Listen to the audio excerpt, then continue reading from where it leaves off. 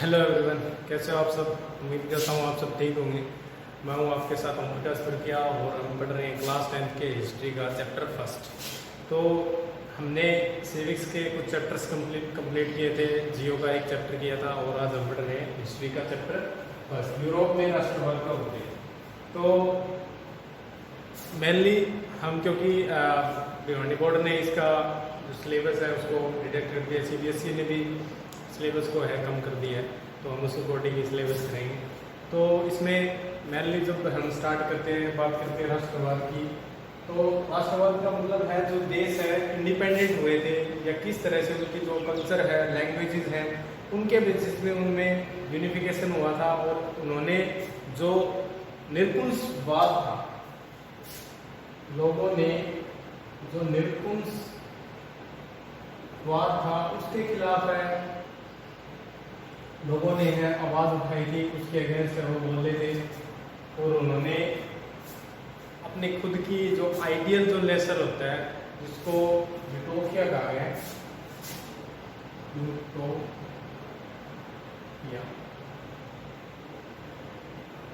Utopia है वो बनाने की कोशिश की।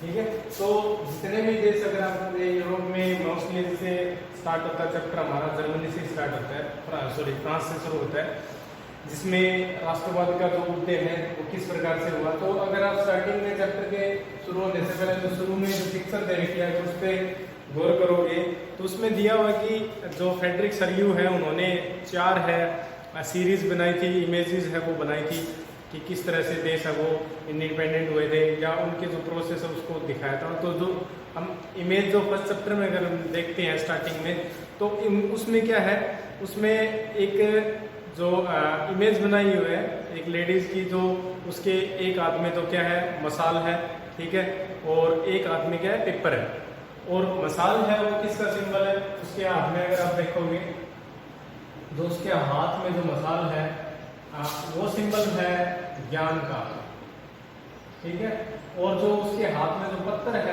प्रस्ताव है, वो क्या है, घोषणा पत्र है, घोषणा पत्र।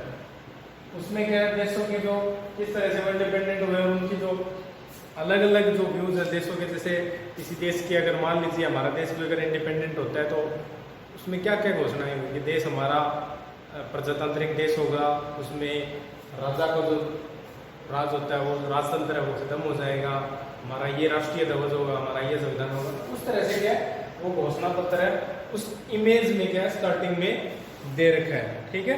एक हाथ में है वो क्या है, उस देवी के प्रतिमा के हाथ में क्या है मसाल है जो ज्ञानोदय की है, और दूसरे हाथ में क्या घोषणा पत्र है, और उस घोषणा पत्र में क्या लिखे हुए हैं, जो लोगों को जो आजादी की बात की वजह से जब आजाद हो गए तो उनको जो अधिकार दिए जाते हैं वो उसमें शामिल किए गए, ठीक है। तो यूरोप में जो राष्ट्रवाद की शुरुआत है, ये जो पिक्चर आप देख रहे हो 1848 में बनाई गई थी, 1848 में। और पर जो यूरोप में जो हम कह सकते हैं कि देश है वो जो निरंकुशवाद है उससे आजाद कब होने लगे थे, तो आपने सुना होगा जो फ्रांस की क्रांति है उसके बाद है ये स्टार्ट हुआ था, फ्रांस की क्रांति।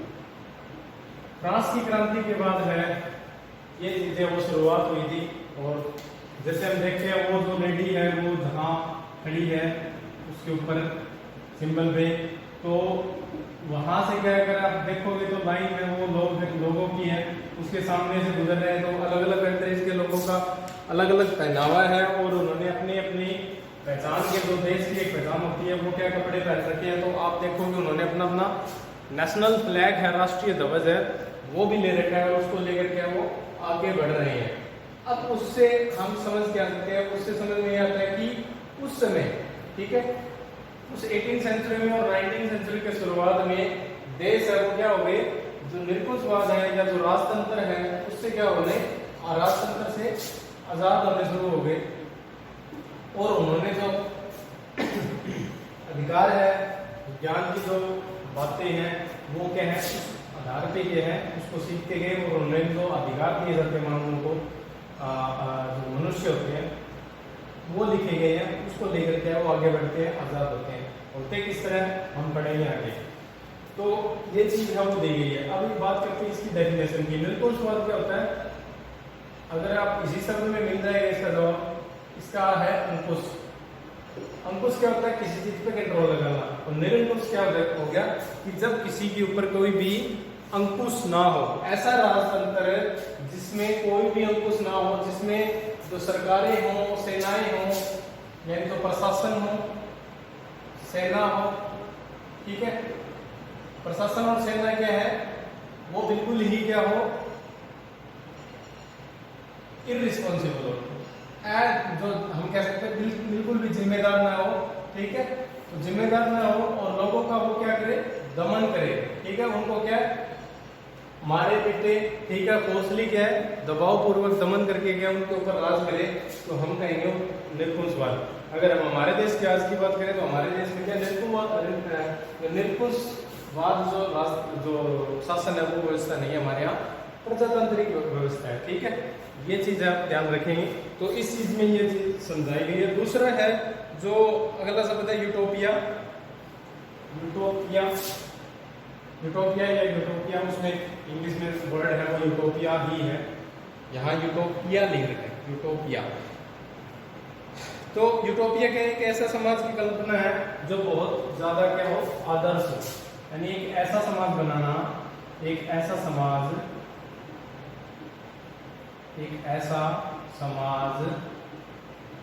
जो बहुत ज्यादा आदर्श हो, जो बहुत ज्यादा आदर्श हो, और ये सिर्फ काल्पनिक होता है, एक्चुअल में होता ही नहीं है। ऐसा ऐसे समाज के हम ये कह सकते हैं कि जहां पर बिल्कुल सभ्य समाज हो ही नहीं सकता, वहां कोई ना कोई क्राइम है, उस तरह की समस्याएं हैं, या जो लोगों से समस्या या राजा के शासन की कुछ ना कुछ समस्या है, यानी कि ऐसा समाज जिसकी सिर्फ कल्पना की जा सके। आदर्श समाज, एक ऐसा समाज जो बहुत आदर्श हो, जिसकी केवल क्या हो, कल्पना की जा सकती हो, जिसकी केवल कल्पना की जा सकती हो, एक्चुअल में ऐसा हो ही ना, कल्पना की जा सकती हो, सिर्फ कल्पना होगी, एक्चुअल में ऐसा नहीं होगा, ठीक है, उसको क्या बोलते हैं, यूटोपिया बोलते हैं। तो इस तरह से क्या है, यूरोप में जो राष्ट्रवाद है वो आगे बढ़ा, देश है वो क्या है, आजाद धीरे धीरे है, उन्होंने राजतंत्र को खत्म किया, लोगों ने क्या क्रांतियां हैं, लोगों ने इकट्ठे होकर क्या विरोध किया, क्रांतियां की, और अपने देश में क्या जो राष्ट्र राज्य है वो स्थापित किया, या आप कह सकते हो उन्होंने अपना देश है, राष्ट्र जो राज्य है उसको स्थापित किया, राष्ट्र राज्य को स्थापित किया, किसको उखाड़कर, राजतंत्र को उन्होंने डिमोलिश कर उसको उखाड़ करके राष्ट्र राज्य की स्थापना की। अब इसको क्या हेड कौन कर रहा था, यानी यूरोप में जब हुआ, जब आप सेकंड पेज पे जब मैप देखोगे तो उसमें आपको बहुत सारे देशों के नाम मिलेंगे, यूरोप के बहुत सारे देश हैं, जिसमें आपको मेनली जैसे कॉलोनियल तो थे, मान सकते हैं, बहुत सारे देश है उस पर ब्रिटिशर का कब्जा था, जैसे ब्रिटेन है जिसमें ग्रेट ब्रिटेन या इंग्लैंड कह सकते हो, नॉर्वे है, स्वीडन है, Poland, Holland, Netherland, Switzerland, France, Germany, Italy, ठीक है, स्कॉटलैंड, इस तरह से क्या बहुत सारे थे। इसके अलावा ऑटोमन एम्पायर था, रूसी साम्राज्य भी था। अगर आप उस मैप पे देखोगे तो बहुत सारे देश बटे हुए। आज के टाइम में देखो तो क्या देश है, बहुत ज्यादा है, करीबन 40 के लगभग है उस यूरोप कॉन्टिनेंट में क्या देश है, पर उस समय क्या है, बहुत सीमित थे, या आप ये कह सकते हो कि राजतंत्र वो ज्यादा था, बहुत ज्यादा क्षेत्र थे। पर उनमें एक बात और थी, यूरोप का जो क्षेत्र आप देखोगे उस मैप पे जो सेकंड पेज पे दिया हुआ है, लोगों में डाइवर्सिटी है, जो विविधता है वो बहुत ज्यादा थी, वहां के लोगों में विविधता है वो बहुत ज्यादा थी। विविधता किस किस में हो सकती है, विविधता धर्म में है, ठीक है, उनकी जो संस्कृति है, भाषा, ठीक है, उनकी संस्कृति, भाषा, ठीक है, इनमें क्या है, धर्म में क्या है विविधता है, वो पाई जाती, खान पान, पहनावा, बोली, ठीक है, भाषा, इनमें क्या विविधता है वो पाई जाती है। तो ये चीजें, अब इसको हेड किसने किया, यूरोप में राष्ट्रवाद यानी राजतंत्र से छुटकारा दिलवाने के लिए किसने उसको आगे बढ़ाया, तो उसमें सबसे बड़ा नाम होता है फ्रांस का, फ्रांस, ठीक है। फ्रांस ने क्या किया, जो फ्रांस की क्रांति हुई स्टार्टिंग में 1789 में, उसी से क्या होता है, देशों के जो आजाद होने की जो प्रक्रिया है, या जो उनमें राष्ट्रवाद की जो भावना है, उनकी राजनीतिक और मानसिक जो परिवर्तन है, मानसिक या राजनीतिक जो परिवर्तन है उसकी शुरुआत है वो फ्रांस की क्रांति है, उसके बाद शुरू हुई। और लोगों में धीरे धीरे है जो राष्ट्रवाद की भावना है कि हमारा भी देश है, इंडिपेंडेंट होना चाहिए, उनके पास अधिकार होने चाहिए, ये चीज क्या है बड़ी शुरुआत हुई। इसकी हेड किसने किया? फ्रांस ने। ठीक है, तो यूरोप में शुरुआत कहां से हुई? फ्रांस से। तो उससे पहले एक चीज और है उसमें पॉइंट आउट बता देता हूँ, उसमें शोध लिखी हुई आपको वैसे पता होना चाहिए। उसमें लिखा हुआ है जनमत संग्रह, जो नए शब्द होते हैं उनमें है जनमत संग्रह।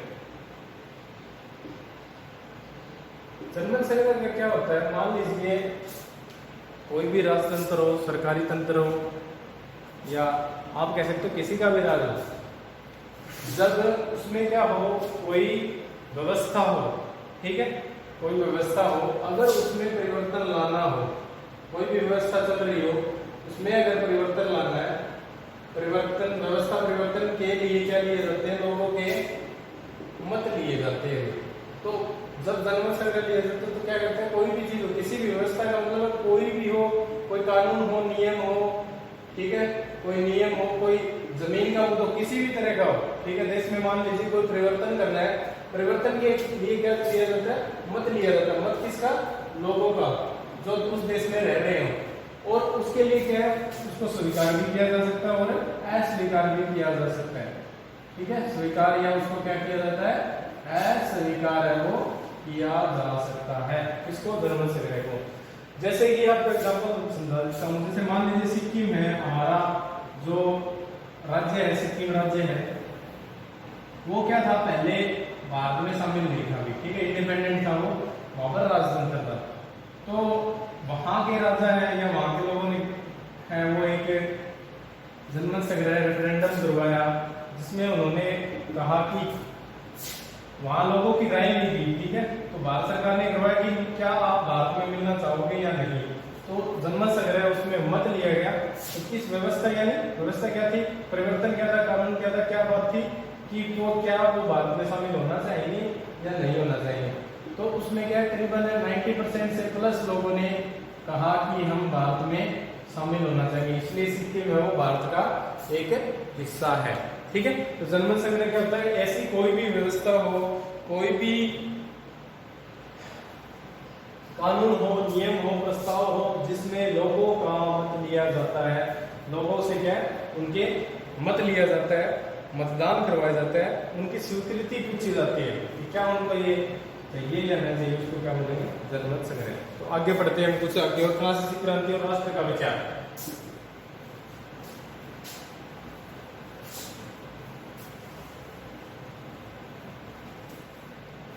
फ्रांसीसी क्रांति और राष्ट्र का विचार। फ्रांस की क्रांति व राष्ट्र का विचार।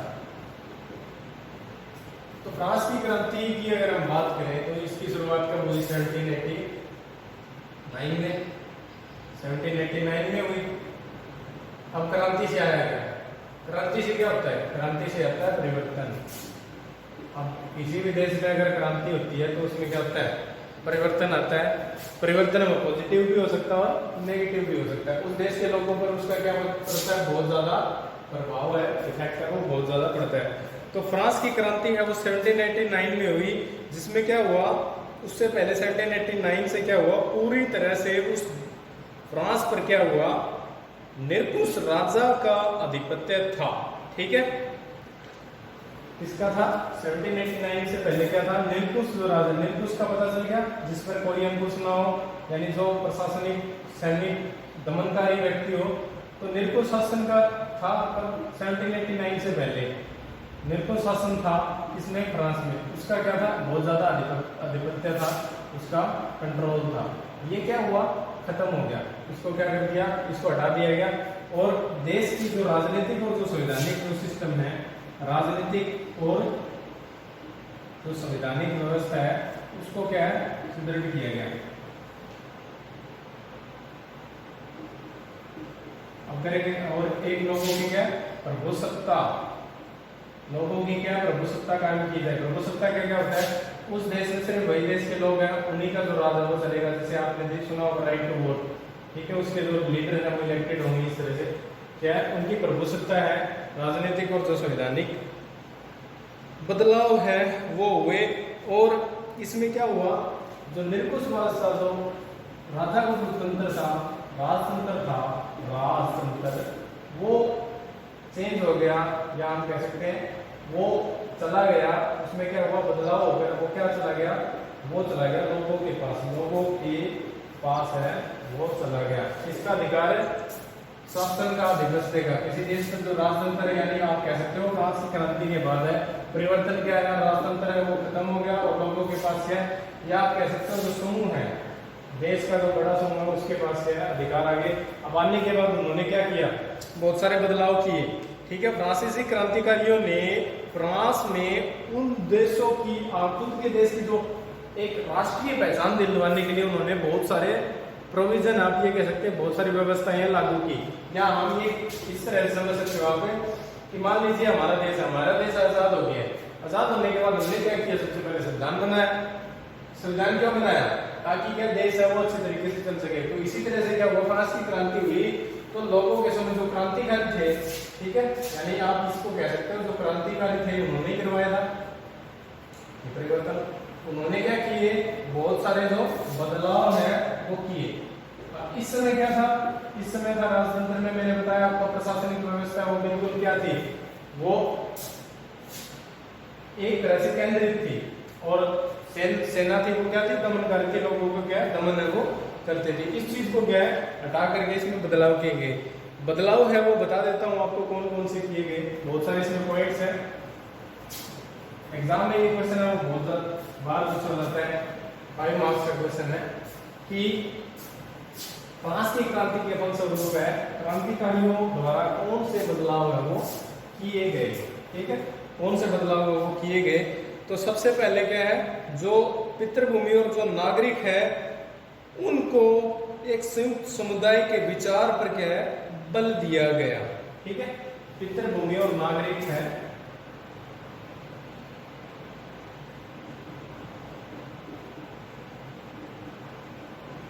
नागरिकों को जो समान अधिकार है उस पर क्या है बल दिया गया, समान अधिकार पर बल दिया गया। तो ये हो गया, या एक नया विचार है वो उभरा किसका, पितृभूमि का और नागरिक। हाँ एक बात और है, वो क्या था, फ्रांस की क्रांति में क्या हुआ, राजतंत्र, राजा के पास जो क्षेत्र था ना, राजतंत्र यानी राजा के पास जो क्षेत्र था उसको क्रांतिकारियों ने छीन लिया भी, ठीक है। क्रांतिकारियों ने क्या किया, उसको छीन लिया और उन्होंने वहां पर जो बदलाव लागू किए उसमें था देश का, ये किया गया, देश का क्या किया, देश का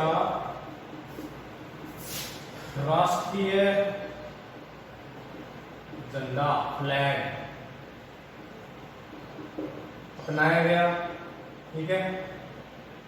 और जो फ्रांसीसी लैंग्वेज थी, एक बात है इसमें, पहला तो ये है कि वहां की जो स्थानीय जो बोलियां थी उसको प्रमोट किया गया कि हम अधिक से अधिक जो स्थानीय भाषाएं हैं उनको क्या करेंगे, ज्यादा उसको ग्रो करेंगे, उसको विकसित करेंगे। और जो फ्रांसीसी भाषा थी क्या है उसको क्या किया गया, ऑफिशियल लैंग्वेज बनाया गया। फ्रांसीसी भाषा को मान्यता दी गई, फ्रांसीसी भाषा को क्या की गई, मान्यता दी गई। इसके अलावा लोगों को संविधान में समान अधिकार दिए गए, ठीक है। और एक और इसमें लोगों को क्या दिए गए, संविधान में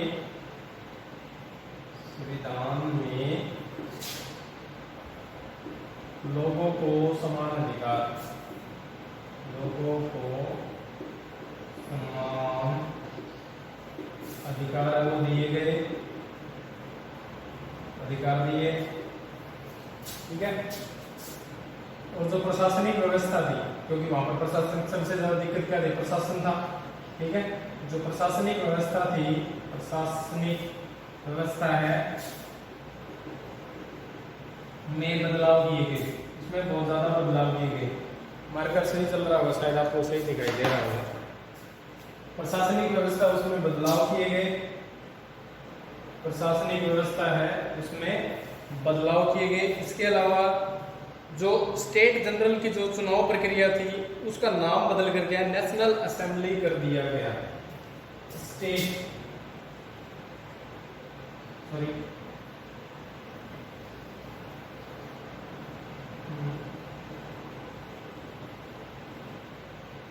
स्टेट असेंबली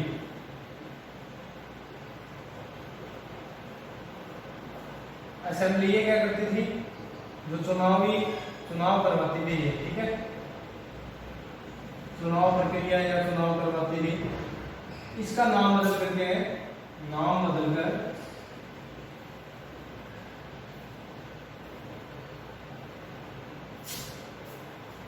नेशनल असेंबली कर दिया गया। नेशनल असेंबली कर दिया गया। इसका स्टेट जनरल है, सॉरी स्टेट जनरल था वो, स्टेट असेंबली नहीं, स्टेट असेंबली नहीं, स्टेट जनरल था।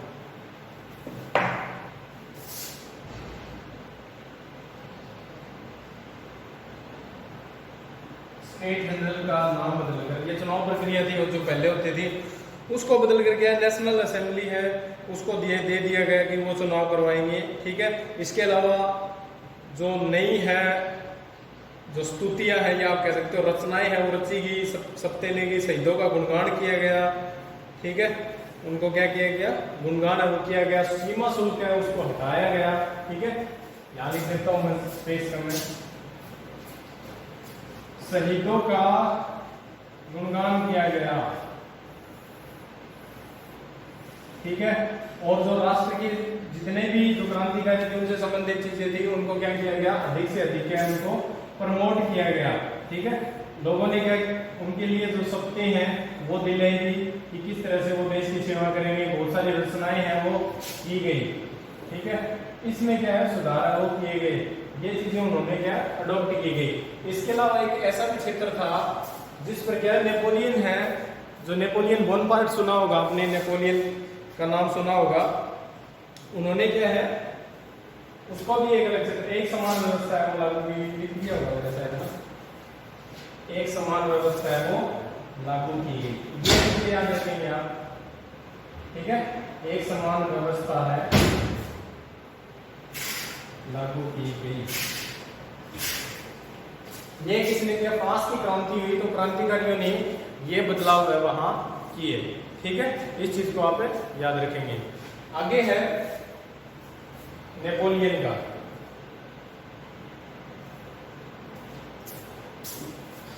आगे है नेपोलियन का, इतना समझ में आ गया होगा आपको। ये सुधार है क्रांतिकारियों ने फ्रांस की क्रांति के दौरान किए। अब पढ़ते हैं अभी नेपोलियन। नेपोलियन सुना होगा आपने, नेपोलियन बोनापार्ट। तो क्रांतिकारियों ने एक और था कि एक ये उठा लिया था उन्होंने, बेटा उठाया था, या आप ये कह सकते एक जिम्मेवारी है उन्होंने ली थी कि उन्होंने जो फ्रांस के जो क्रांतिकारी थे, बहुत सारे फ्रांस के क्रांतिकारी थे, उन्होंने क्या किया, फ्रांस के क्रांतिकारियों ने ये जिम्मेवारी उठाई कि हम हमारे देश में तो राष्ट्रवाद की जो भावना है उसको उजागर करेंगे। इसके अलावा जितने भी अन्य जो देश है या आसपास के क्षेत्र हैं वहां पर क्या करेंगे, राष्ट्रवाद है उसको चलाएंगे या उसको क्या आगे बढ़ाएंगे, जिसमें लोगों की या आप कह सकते हो जो राष्ट्र है उसको खत्म किया जाए, लोगों की जो असली जो पहचान, उनकी जो संस्कृति है, उनकी भाषा है, ठीक है, और उनका जो सामाजिक जो ढांचा है उसको क्या अलग से पहचान लाने के लिए क्रांतिकारियों ने क्या किया, इस चीज को आगे बढ़ाकर, फ्रांस से आगे बढ़ाकर क्या, जो उसके आसपास के देश है फ्रांस से, यानी राष्ट्रवाद है उसको फ्रांस से आगे बढ़ाकर उन्होंने अन्य देश है उनमें फैला दिया। फ्रांस से अन्य जो क्षेत्र थे, अन्य क्षेत्रों में क्या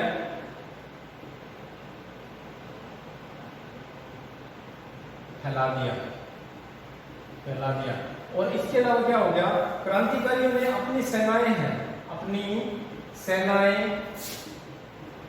सेनाएं क्या किया, उन्होंने उसको जिस देश में मान लीजिए क्रांतिकारियों ने, ये मान लीजिए हॉलैंड है या स्विट्जरलैंड है, वहां पर राजतंत्र है, वो क्या कर रहा है, लोगों का दमन कर रहा है, तो फ्रांस के क्रांतिकारियों ने क्या किया, इकट्ठे होकर क्या सेना है वहां पर भेज दी, अपनी खुद की सेना है, ताकि क्या उन दमनकारियों का जो उनके ऊपर, लोगों के ऊपर दमन कर रहे हैं, उनको क्या है हरा सके, उनको उनसे क्या लड़ सके। तो अपनी सेनाएं क्या है उन क्षेत्रों में, यानी अन्य क्षेत्रों में क्या है, अन्य क्षेत्र, अब उसमें 4 देश है, उन 4 देशों के अन्य क्षेत्रों में भेजी। और वहां पर क्या है, फ्रांस के क्रांतिकारियों के द्वारा जो मतलब उनसे प्रभावित थे, उनसे इन्फ्लुएंस थे, उन्होंने क्या किए, ग्रुप्स बनाए। उसका नाम था जैकोबिन क्लब। जैकोबिन क्लब है, जैकोबिन क्लब की स्थापना हुई। ये क्या करते थे, ये फ्रांस के अलावा अन्य देशों में बने हुए जो लोगों के ग्रुप्स थे, लोगों के क्या विभिन्न शहरों में क्या जो शिक्षित और मध्य वर्ग थे या जो छात्र थे, उनके ग्रुप्स थे, लोगों में क्या राष्ट्रवाद की भावना उसको उजागर करना या उसको क्या विकसित करना, ये बहुत सारे शहरों में क्या फैल गई। और अन्य गतिविधियां हैं और जो अभियान है, अब मान लीजिए वहां पर उनका ग्रुप होगा तो वो क्या करेगा, तो फ्रांस की जो विचारधारा या जो स्वतंत्रता की जो विचारधारा है उसको क्या आगे बढ़ाएंगे। उन देशों के नाम लिख के, जैसे मैं 3-4 है उन देशों के नाम बता देता हूँ आपको, हॉलैंड, बेल्जियम, स्विट्जरलैंड और इटली। ठीक है, Holland, Belgium, Switzerland, Italy, Belgium, Switzerland और इटली। इन देशों में क्या जैकोबिन क्लब की स्थापना हुई।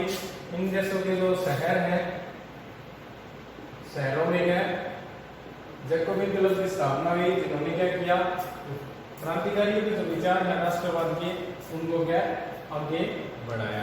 ठीक है, आगे कुछ मनमुटाव भी हुए थे, हम इसको आगे पढ़ेंगे वो भी। ठीक है, तो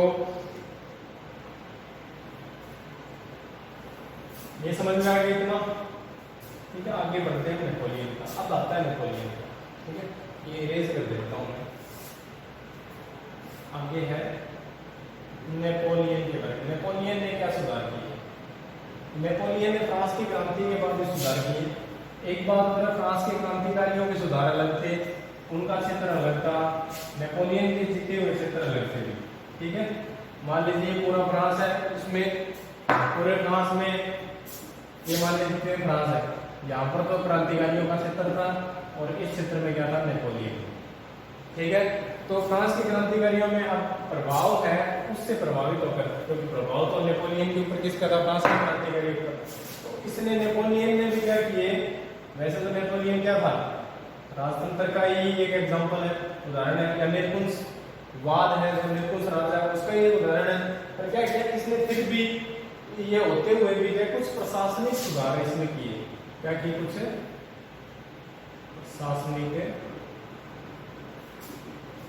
प्रशासनिक सुधार है वो किए, प्रशासनिक सुधार किए। ठीक है, कुछ एक बता देता हूँ आपको मैं, प्रशासनिक सुधार है वो कौन कौन से किए, उसमें पॉइंट आउट कर लेना आप। तो सबसे पहले है, वैसे तो राजतंत्र का ही था, तो उसमें उस सुधार कौन कौन से किए उसने क्रांतिकारी। पहला तो है 1804 में, 1804 में नागरिक संहिता है, नेपोलियन जो उसने बदलाव किए प्रशासनिक सुधार, तो उसको क्या है 1804 की नागरिक संहिता बोला जाता है, नागरिक संहिता। अब उसमें क्या क्या क्या बता देता हूँ, नोट कर लेना, याद होने चाहिए, क्वेश्चन पूछा जाता है बहुत बार। ठीक है, सबसे पहले तो क्या किया उसने, जो विदेशी आयात निर्यात होता है उसको क्या शुल्क है, उसको क्या कर दिया, खत्म कर दिया।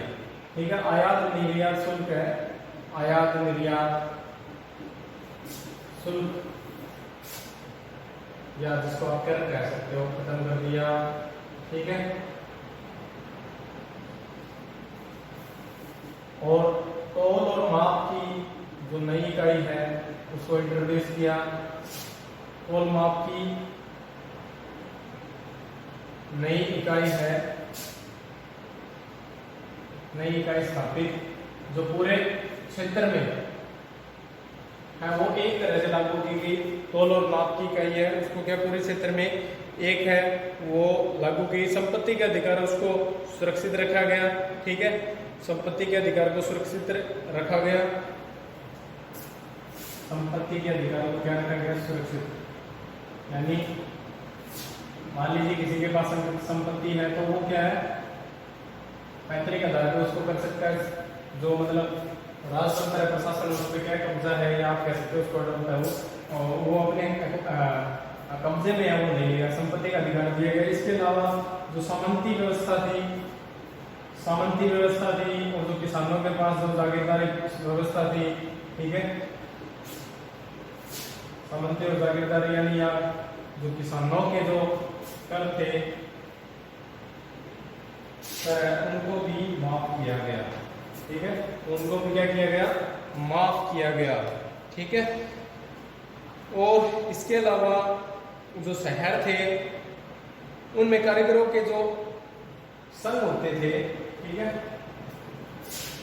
यानी आप कह सकते हो मजदूर संघ सुने होंगे आपने ना, उस तरह से अलग अलग संगठन होते हैं, वो पहले उस पर बैन थे, अब वो बना सकते थे, यानी संघ बनाते हैं मजदूरों की, कारीगरों की, कारीगर यानी काम करने वाले कारीगर, संघों पर प्रतिबंध है वो हटा दिया गया, प्रतिबंध को हटा दिया गया, नेपोलियन ने ये सुधार किए, ठीक है। कुछ और भी है, एक दो बता देता हूँ आपको। उसमें ये है कि यातायात संचार व्यवस्था है, उसमें सुधार किया गया, किसान मजदूर और उद्योगपति हैं उनको क्या है, इन सुधारों से बहुत बेनिफिट हुआ, उससे प्रभाव है, उससे वो प्रभावित भी हुए, ठीक है। एक मानक भारत, एक राष्ट्रीय मुद्रा है, एक और रह गई है, लिखवा देता हूँ, एक राष्ट्रीय मुद्रा है, एक राष्ट्रीय मुद्रा वो लागू हुई।